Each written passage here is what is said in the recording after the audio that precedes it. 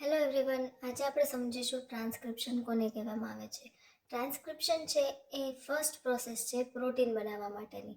Protein બનાવવા માટે સૌથી પહેલો સ્ટેપ આવશે જે છે transcription.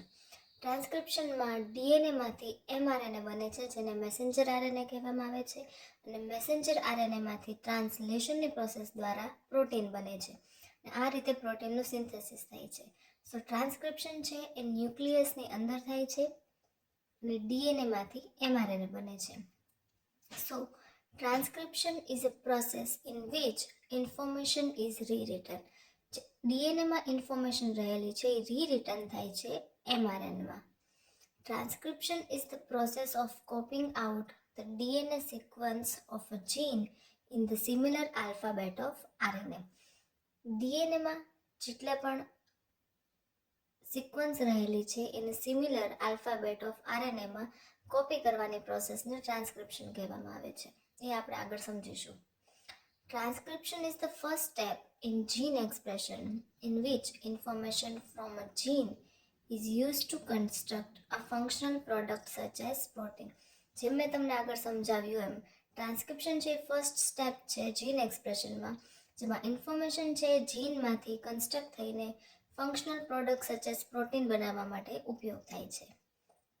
The goal of transcription is to make a RNA copy of a gene's DNA sequence. For a protein coding gene, the RNA copy or transcript carries the information needed to build a polypeptide. RNAમાં એવી information રહેલી છે જે પોલીપેપ્ટાઇડની chain બનાવવા માટે ઉપયોગી છે. જે પોલીપેપ્ટાઇડની ચેઇનને કહેવામાં આવે છે પ્રોટીન. સો પ્રોટીન બનાવવા માટે ડીએનએમાં જેટલી પણ ઇન્ફોર્મેશન રહેલી છે તેને આપણે ટ્રાન્સક્રિપ્ટ કરવી પડે છે એમઆરએનએમાં.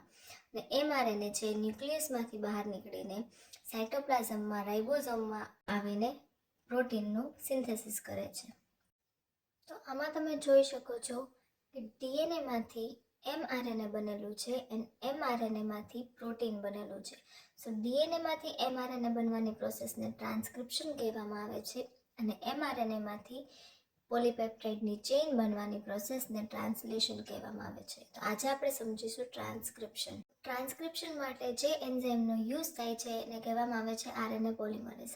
આરએનએ પોલિમરેઝ મેઇન એન્ઝાઇમ છે જેનાથી ટ્રાન્સક્રિપ્શનની પ્રોસેસ આગળ વધે છે. So, the main enzyme involved in transcription is RNA polymerase, which uses a single stranded DNA template to synthesize a complementary strand of RNA. RNA polymerase single stranded DNA templateનો use કરે છે RNA synthesise કરવા માટે. Specifically, RNA polymerase builds an RNA strand in the 5 to 3 direction, adding each new nucleotide to the 3 end of the strand.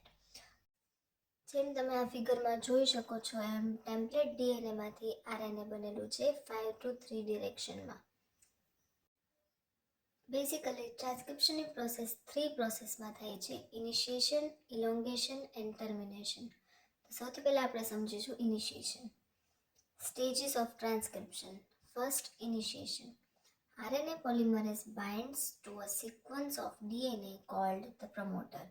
DNAમાં જે promoter આવેલું હોય છે તેમાં RNA polymerase સૌથી પહેલા બાઇન્ડ થાય છે. આ પ્રમોટર છે એ બિગનિંગ ઓફ ધ જીનમાં આવેલું હોય છે. Found near the beginning of a gene. Each gene has its own promoter. દરેક જીનને પોતાનું એક પ્રમોટર હોય છે જ્યાં RNA polymerase બાઇન્ડ થાય છે. તો RNA polymerase કામ શું છે? Once bound, RNA polymerase separates the DNA strands, providing the single-stranded template needed for transcription. RNA polymerase છે એ DNAના સ્ટ્રેન્ડ્સને સેપરેટ કરે છે અને સિંગલ-સ્ટ્રેન્ડેડ ટેમ્પલેટ પ્રોવાઈડ કરે છે જેમાંથી RNA બને છે અને ટ્રાન્સક્રિપ્શન થાય છે. આ ફિગરમાં તમે જોઈ શકો છો આ છે પ્રમોટર સાઇટ અને આ છે transcribed region. Recognition site. RNA polymerase recognition સાઇટમાં આવેલ પ્રમોટરમાં બાઇન્ડ થાય છે અને DNA સ્ટ્રેન્ડ્સને સેપરેટ કરે છે, સિંગલ સ્ટ્રેન્ડેડ ટેમ્પલેટ બનાવે છે. ત્યાર પછી આવે છે ઇલોંગેશનની પ્રોસેસ. ઇલોંગેશનની પ્રોસેસમાં mRNAનું સિન્થેસિસ થાય છે. તે કઈ રીતના થાય છે? One strand of DNA, the template strand, act as a template for RNA polymerase. RNA polymerase માટે કોઈ પણ એક સ્ટ્રેન્ડ છે ટેમ્પલેટ સ્ટ્રેન્ડ તરીકે વર્ક કરે છે અને તેમાંથી કોમ્પ્લિમેન્ટરી બેઝ પેર જોઈન્ટ થતા જાય છે અને એવી રીતના mRNA બને છે. So as it reads this template one base at a time, the polymerase builds an RNA molecule out of complementary nucleotide, making a chain that grows from 5 to 3. RNA transcript carries the same information as the non-template strand. હવે તમે આ ફિગરમાં જોઈ શકો છો બંને strand separate થઈ ગઈ છે. એક સ્ટ્રેન્ડ છે ટેમ્પલેટ સ્ટ્રેન્ડ તરીકે વર્ક કરશે ને બીજી છે નોન ટેમ્પલેટ સ્ટ્રેન્ડ તરીકે. mRNA જે પ્રોડ્યુસ થયું છે એ complementary of non template strand જ છે. RNA પોલિમરેઝ કઈ રીતના વર્ક કરે છે? આ છે એ RNA પોલિમરેઝ છે. અહીંયા બધા ન્યુક્લિયોટાઇડ આવેલા છે. એક એક ન્યુક્લિયોટાઇડને રીડ કરીને એના કોમ્પ્લિમેન્ટરી બેઝ પેર સાથે જોડવામાં આવે છે અને એવી રીતના mRNA બને છે. તમે આમાં જોઈ શકો છો ટેમ્પલેટ સ્ટ્રેન્ડમાં TAGCA ન્યુક્લિયોટાઇડ આવેલા છે અને નોન કોડિંગ અને કોડિંગ સ્ટ્રેન્ડ છે જેને આપણે નોન ટેમ્પલેટ સ્ટ્રેન્ડ પણ કહી શકીએ એમાં ATGT આવેલા છે. જેમ જેમ RNA પોલિમરેઝ છે એને mRNAમાં કોમ્પ્લિમેન્ટરી ન્યુક્લિયોટાઇડ ઉમેરતા જાય એમ Tની સામે A, એની સામે U, Cની સામે G, Tની સામે A, એની સામે U, Gની સામે C એવી રીતના આખું mRNAનું સ્ટ્રેન્ડ બને છે 5 to 3 એન્ડમાં. હવે તમને ક્વેશ્ચન થતો હશે કે એની સામે T mRNAમાં કેમ નથી હોતું? કેમ કે mRNAમાં યુરેસિલ એની સામે યુરેસિલ જ આવે છે, થાઇમિન આવતું નથી. એટલા માટે Tની સામે A બટ એની સામે યુરેસિલ જ આવે છે. થર્ડ પ્રોસેસ છે એનું નામ છે termination. Sequence called terminator signals that the RNA transcript is complete. DNAમાં એક ટર્મિનેટર આવેલું હોય છે જે DNAની પર્ટિક્યુલર સિક્વન્સ હોય છે જેનાથી ખબર પડે છે કે હવે ટ્રાન્સક્રિપ્શન ટર્મિનેટ કરવાનું છે એટલે કે બંધ કરવાનું છે. Once they are transcribed, they cause the transcript to be released from the RNA polymerase. પછી RNA પોલિમરેઝમાંથી mRNA જુદો પડે છે.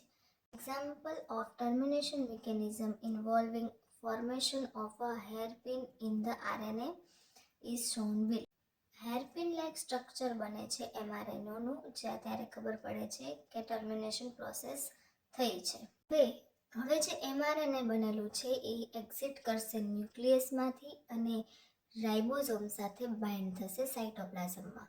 રાઇબોઝોમ એક એવી જગ્યા છે જ્યાં પ્રોટીનનું ફોર્મેશન થવાનું છે. So now this mRNA will exit from nucleus and binds with ribosome.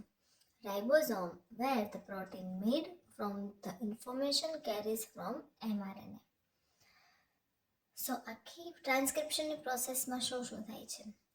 તો કે segment of DNA containing code for a protein.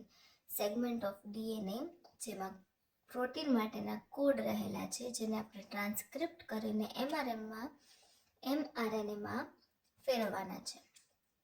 Codon part of a gene containing the code for each specific amino acid in a protein. પ્રોટીનમાં રહેલા એમાઇનો acid માટેના જે code છે એ જીનમાં રહેલા કોડોનમાં આવેલા છે.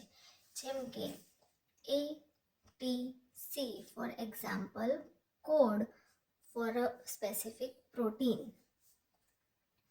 RNA polymerase unwind the DNA strands. Okay, template DNA strand contain complementary bases that needs to be read to generate mRNA. mRNA is a copy of non-template strand except with uracil instead of thymine.